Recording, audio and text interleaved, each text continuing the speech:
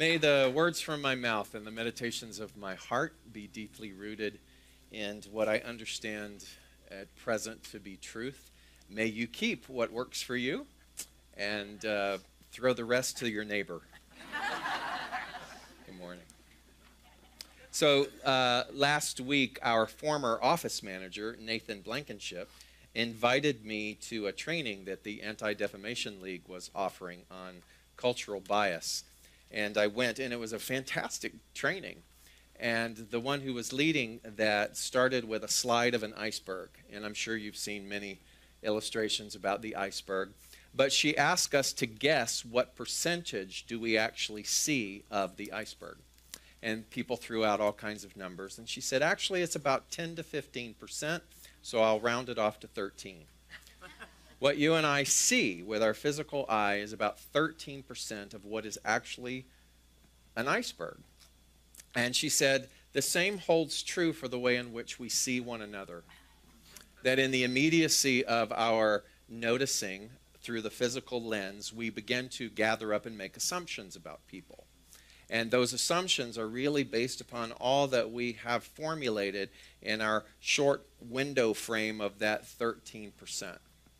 But if you stop and you have conversations with people, if you take the time to know them, if you begin to engage, that perception and that clarity about them begins to deepen. And it was a very, very powerful illustration because it reminds me so much also about the way in which you and I understand the universe, the way in which you and I have begun to grasp concepts about this thing called God or infinite intelligence. And I would venture to say that what we truly grasp is less than 1%. Because when you're trying to frame something around an infinite intelligence, we fall short of being able to barely scratch the surface of adding definition to that. And the same holds true for the story of the birth of the Christ child. For those of us who were raised in a Judeo-Christian upbringing, we think that we own that story, the story of the miraculous virgin birth. But if you begin to study and if you begin to go below the surface of what we were taught in our upbringing in that Judeo-Christian background, you will find that there are innumerable religions, philosophies, and cultures beyond Christianity and even predating Christianity that have the same story. Did you know that? That story exists within Egyptian, Greek, Hinduism, Islamic, Aztec, Mongolian, Japanese, and Taoist traditions, and many, many more.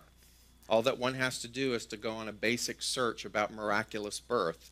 And after you see your own story there, then you will begin to see culturally how much more there is to explore.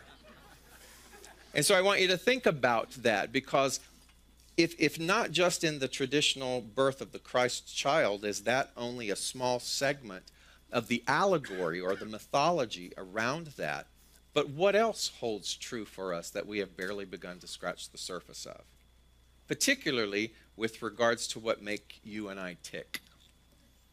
What characterizes our behaviors? Why have we come to the place that we've come to in our lives? And how did we get here? And when we start to really sit in deep, sincere, authentic contemplation around that, it's amazing how much below the surface of the iceberg of our identity we begin to see. One of the other exercises that I absolutely loved was she said, no cheating, no cheating. Don't look at coins in your pocket. Everybody, draw a picture of a penny.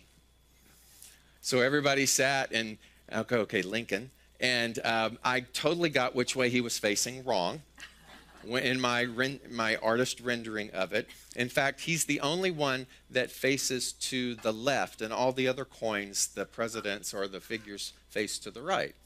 And I had the date on there. I had In God We Trust. But no one person in this massive room got a signature thing that appears upon not just the penny, but on every coin in American currency. Do you know what that word is?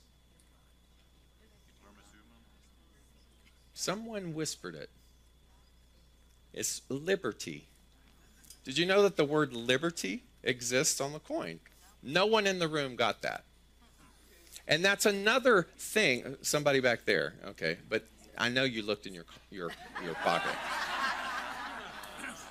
or Googled real quick. And so it's yet another example about something that might cross our path or has crossed our path our entire lifetime, and we still haven't seen it fully. So I want you to think about that today, because within us is so much that we are missing. Within us is so much that even this particular philosophy, which is an ancient philosophy that is not solely segmented to our founder Ernest Holmes, but something that predates the recorded history, the most ancient of ancients, and that is as above, so below, as within, so without. That as we thinketh, the inner atmosphere that we are is what reproduces itself in the external world. And so when I thought about liberty, and I thought about the fact that I keep missing or forgot that liberty existed on the coin, I actually looked up the word liberty, the state of being free. How many of you and I forget that what we are fundamentally made of is a state of freedom? And even when we are absorbed in that, we still cannot always see that, and we forget that that is the very innate nature of who and what we are. And so what do we see? Most of what we see is our imprisonment. Most of what we see is our pain and our disappointment in the realm of the external, that which is the tip of this particular proverbial iceberg. And the thing about that which is the ancient teaching of as within, so without, as above, so below, is that to the degree that I acknowledge and see only the tip of the iceberg is the degree in which my life experiences only that tip. To the degree that I become curious enough to go on a quest, a journey of remembering, a journey of recovery, recovering my truth, is the degree in which those elements then begin to present themselves, and they become an embodiment, an authentic part of the reality of who and what I am. Did you know that that is the promise? The promise is that to the degree that you go and meet your authentic self is the degree in which your authentic self can be seen. That is the promise. To the degree that you bravely, boldly venture into uncharted territory of your infinite nature is the degree in which your infinite nature has life. It's not that it doesn't exist. It's not that the bottom of that iceberg isn't there. It's that most of us don't bother to dive deeper into the waters to go exploring.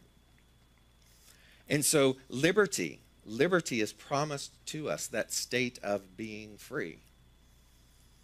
I was listening on the encouragement of someone who is a past life regressionist hypnotherapist. He said, I think you should go listen to all of these YouTube videos of a woman named Dolores Cannon. Dolores Cannon is this grandmotherly matron type woman who began in hypnotherapy back in the 1960s, but eventually moved into a deeper realm of hypnotherapy. And what I loved about some of the things that I witnessed or learned from listening to her was that even amongst just common folk that she would be hypnotizing, that all of a sudden when they would get in a particular state, this wisdom would come out of them. And she was fascinated with, where has that wisdom been all along? And it's very much in alignment with everything that I just said. That unless we put ourselves intentionally into a state of receptivity, that innate wisdom cannot be experienced. She used the word oversoul.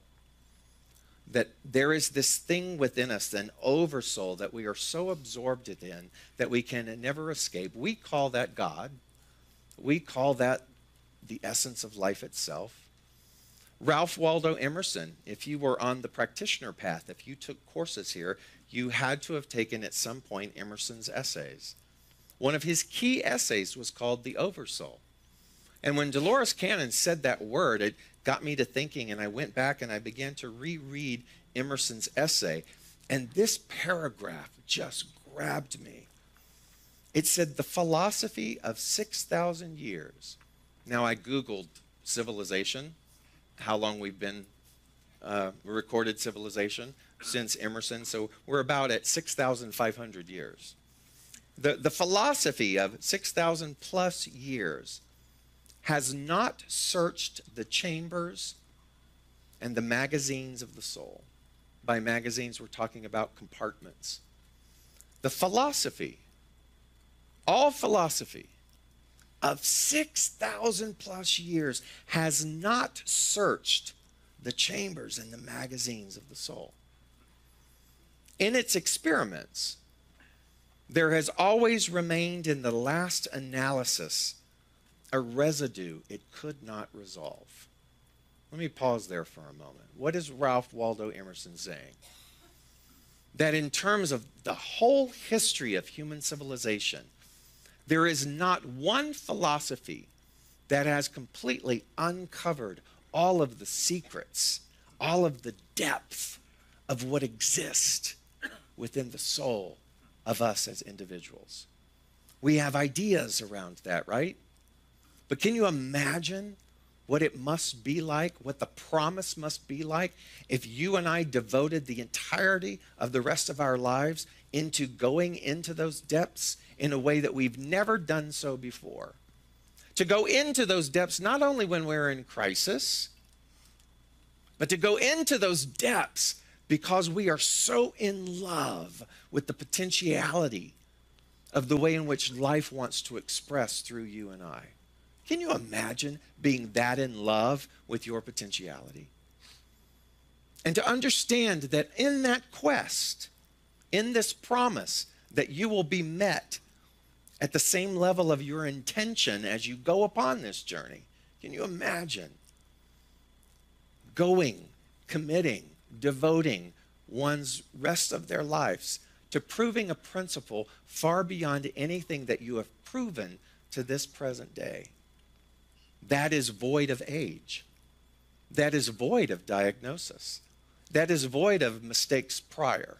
That is void of any history that is prior to this present moment. That's saying that in this present moment, I unabashedly run towards the promise that says, as Rumi, the poet, said, what I'm seeking is seeking me. And I will be met, and I will be met at the same level of my intention. So if that promise is true, then where is your intention in going to the depths of what Emerson was talking about? In its experiments, he said, there has always remained in the last analysis a residue it could not resolve. Humankind is a stream whose source is hidden. I would say that source is hidden only because it's inexplicable. You can't define it. How do you define something that's infinite? He says, our being is descending into us from we know not whence. The most exact calculator has no prescience or foreknowledge that somewhat incalculable may not balk the very next moment. In other words, the moment we think we have something figured out, right immediately following that, we realize we haven't figured it out because there's more. I am constrained, he says, or compelled every moment to acknowledge a higher origin for events than the will that I call my own. And I sat with that and I went, wow. No philosophy has fully captured the depth and the breadth of what we think we understand God to be, of what we think and understand potentiality to be. Ernest Holmes, in his final talk at what is called a Silomar, which is a conference ground in Northern California, it took place in the chapel there, which is right by the water. It's called his Sermon by the Sea. And one of the pivotal lines in that particular final sermon of his was, just show me one person. Just show me one person who is committed And he goes on to talk about that level of commitment in expressing this philosophy throughout their life, being the embodiment of it, not just talking about it, but embodying it by acting upon it in the secrecy, in the day-to-day activity of mind, body, and action. He said, just show me one person, and I will show you a person who. And he goes on to describe a person who is infinite in nature and infinite in possibility, just as Emerson was talking about. And it's no accident that Ernest was very much enveloped and in love with that level of potentiality, because he said as a young boy he would read Emerson, and reading Emerson was like drinking water to him. It was like finding an oasis for his soul. And so I want you to think about that today, that you have no idea who you are. You think you know who you are. You think you have some grasp on your potentiality. You actually think that everything that has been transpiring up until this point defines you.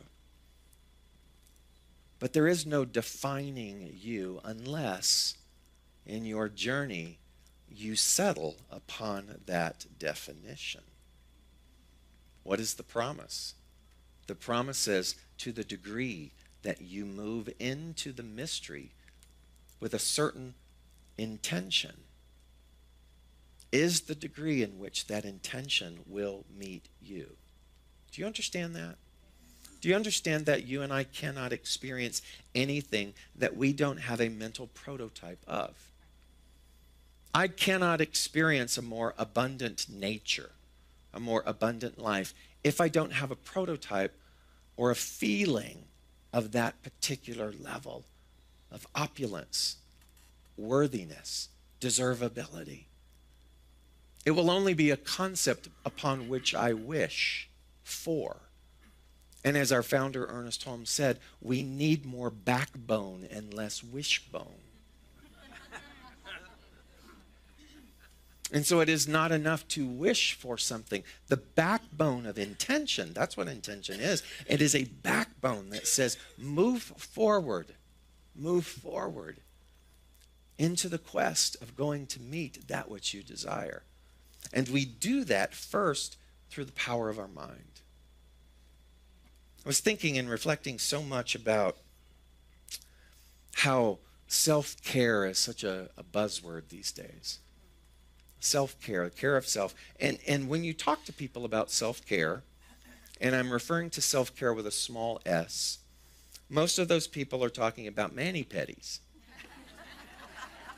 And most of those people are talking about massages, which, hey, who doesn't love a good mani-pedi and a massage? But the self-care that really excites me is the self-care with a capital S. Do you understand the distinction of that self? That self is the authentic nature. It is the oversoul, as Emerson described, of who and what we are. That self, the care of that self, is what this promise is based upon. How meticulous will I be in caring for the authentic nature of who I am? Not just the external things, but the internal things. The internal things that he says, I will never have scratched the surface of the chambers and the magazines of the soul. How do you care for something like that? That's where the word devotion is born. I become devoted to the care of self with a capital S. And I've looked at what are the modalities, what are the things that I could do in order to enhance that. And the first one has always been and continues to be curiosity. I want you to know, and I've said this before, that curiosity heals. Curiosity is different than self-examining or reflecting upon oneself and feeling bad about what we've done. Being self-incriminating, being self-destructive, and wishing that things had been different. Curiosity says, I wonder why I keep repeating that pattern. Curiosity says, I wonder what it is within the depth of my subconscious, whatever theme it is that is inside of me that continues to circle back over and over again, wanting my attention.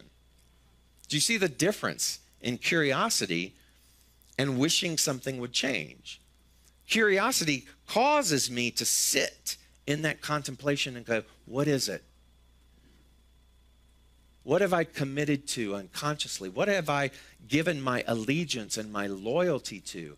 What is it inside of me that continues to struggle financially at the end of the month? What is it within me that continues to have this particular kind of relationship? What is it within me that continues to have this particular physical challenge? What is it within me that continues, regardless of where I move, I keep meeting my mother? What is it within me? Those are the types of things that fall under the category of curiosity, you see? And when we become curious about ourself, the self of the capital S, everyone else is free. We no longer hold others hostage for how we think we should feel because we have become curious and the masters of our own behavior. And I tell you, when we embody curiosity, portals of opportunity and insight and wisdom begin to open up. And that which is the oversoul, that which is that wisdom, that innate, inherent, indefinable, immeasurable wisdom, finally has breath, and it can come and it can begin to communicate. And you and I can be in situations and have what many call these downloads of knowing. And we go, where did that come from? And we call it our intuition. And we begin to trust that intuition because we are in harmony and in relationship with curiosity. We no longer look at things as holding our power, but we become curious as to why we gave our power away. We look at the story that we continue to commit to that tells us we are forever oppressed. We look at the category by which we put ourselves in. We look at the tip of our defined iceberg with regards to what we think we're capable of. And instead of stopping at the surface, we begin to develop roots. That's what curiosity does. And the other thing that we do is we begin to revisit this idea of principle. Principle is that thing that tells us that there's one activity going on, and that's it. Only one activity that is ever at play, and that is intelligence. Some people call it divine order. Some people call it God. This is probably the biggest challenge of capital S that you and I encounter on a day-to-day basis. Because we look at the world through the lens of the tip of the iceberg, rather than looking at the world through the whole of the iceberg. And the whole of the iceberg tells us there's divine order here. There's substance here. There's wisdom here. You can't see it because everything around us, the noise around us, the domestication that we have been a part of continues to say no. But when we look at that, we go, there's only one power. There's only one presence. That power and presence I know to be the everlasting intelligence that I call and define as God. Can you imagine? Whenever you look at something, that you automatically go to that particular principle. It is the thing that this philosophy is based upon. It is the thing that ancient wisdom is derived from, that there is one living activated principle, and it is my privilege to practice it. And again, if you've been a student, what is the statement that I always tell you? In the apparent absence of. In the apparent absence of the entirety of the iceberg, there is an iceberg. not just a tip. In the apparent absence of solution, there is solution. In the apparent absence of love and harmony, there is love and harmony. Even in the most grotesque of things that are labeled under the human condition that I witness, there is divine order there. There is something on a soul level that I will never fully understand. And I don't know about you, but today's activities, the activities of our world today, force me to go to what Emerson said, that the philosophy of 6,000 plus years has not searched the chambers and the magazines of the soul.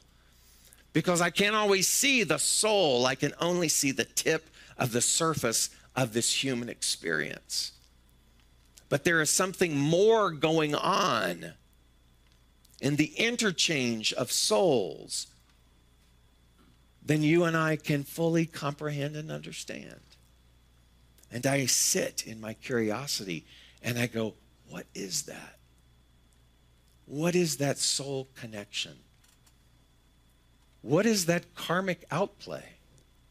What is that cause and effect that is so embedded in the groups of these people who are interacting and relating to one another? What is this about? And what is the greater lesson? Because when I can stop and I can do that, rather than being reactive to everything that is around me, I move into the care of self. That does not mean that I then sit on a couch and stare at my navel and say Om and not do anything. It means that I go to Anti-Defamation League trainings. It means that I get into the nitty-gritty of that which the world is crying for, but I come with deep roots rather than surface reaction.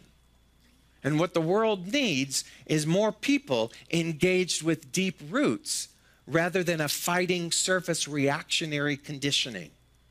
Because when all that we are doing is meeting those things from the surface reactionary conditioning, not only will we burn out, but we will actually be doing more harm than good. Where are you and I cultivating those deep roots? Where are we creating a practice for ourselves daily that reminds us of what a principle is? What is a principle? It is a law.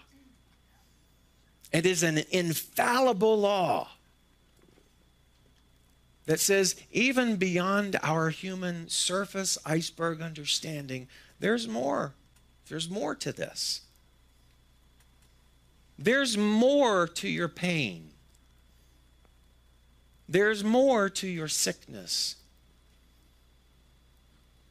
There's more to your joy. There's more to every single thing, every level of the range of emotion that is in our field of capability of feeling than you and I have ever borne witness to. Are we curious to go deeper in that? And the last thing that helps me is rhythm. Everything has a rhythm. And I can understand rhythm and I can appreciate rhythm when we talk about music. I can understand that there are quarter notes and whole notes and rests. Can you imagine if there was no rests in compositions of music? Can you imagine if a singer never had the capability of breathing and pausing after a lyric? It was just lyric, lyric, lyric, lyric, lyric, lyric, lyric. I laughed when I think about that because Ty and I celebrated our 5-year wedding anniversary this week, and Louise Hay was our officiant. My first teacher, Louise Hay, and her life for me, her presence in my life for me was bookended so beautifully by being the officiant at our wedding. And I had sent her our vow section, and we thought all was good. And then in the moment, we're standing on the Wilshire Ebell stage in Los Angeles. And enormous amounts of people are there. And she begins that part where, repeat after me, but she never paused. She read the whole thing And instead of repeating line by line, she read the whole thing. And I'm like, psst, Louise, stop. Stop after each sentence. And she didn't hear me. And she just read the whole thing. There was no rhythm to the process of the vow, right? So by the time she finished this epistle, repeat after me, I went, what she said. And she couldn't understand why the audience was laughing. And I said, Louise, pause after each sentence. And then it was Ty's turn. And what did she do? She read the whole thing over again. And you could see the panic in his face. And he started to sweat because he was trying to memorize everything. And I said, let it go. Let it go.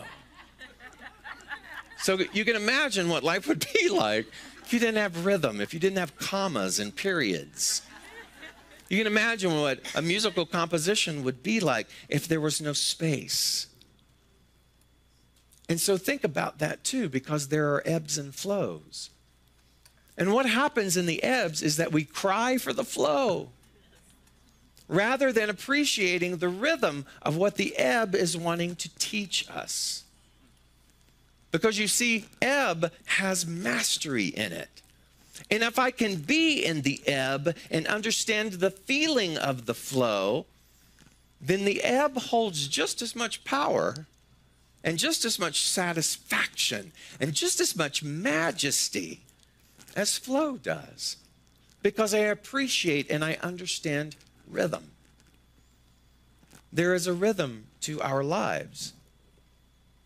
Sometimes we want to say that was a good year, that was a bad year. Maybe they're not good or bad years. Maybe what they are there are rhythms that are taking place within our development. There are spaces within this past year that were tremendous ebbs. And I will confess to you in all transparency that I wanted the flow back. But now that I seem to be in that rhythm, sometimes on the other side of it, I look back and I go, oh, wow, that's what that was about. That's what that was for. That's how that was supposed to connect and unfold so that that flow could be more glorious and more beautifully defined. And so when I think about the promise and I think about my responsibility in accepting and meeting the promise, what I know is that that requires of me a devotion to self-care, self with a capital S. And as I move into that, not just at a holiday, not just at the end of a year, but at the cycle of every single 24-hour capsule of opportunity, that I meet that with curiosity, and I meet that with the practicing of a principle, and I meet that with rhythm. And before I realize it, there's an acronym, CPR. And I've been given life. I've been given life, an opportunity that I never would fully understand, appreciate, or know had I not become intentional and moving beyond just the tip of what I think I am into a greater realization of possibility. That possibility knows no age. It knows no excuse. It knows no hurt. It knows no mistake. It only knows intention. What will your intention be as you move forward? And I guarantee you, whatever it is, the promise is you will be met at the level of that intention. And so it is.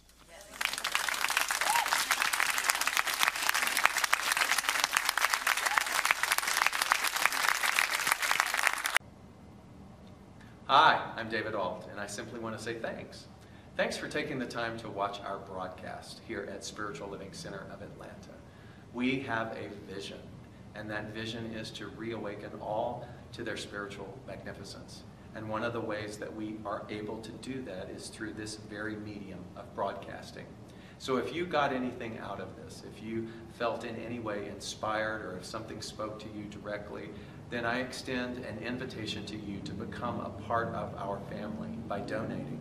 And there are many ways in order for you to be able to do that.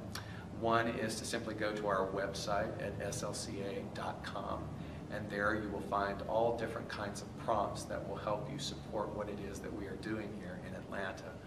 One way is to become a pledger. That means that you decide on a monthly basis that you are going to help us with this vision.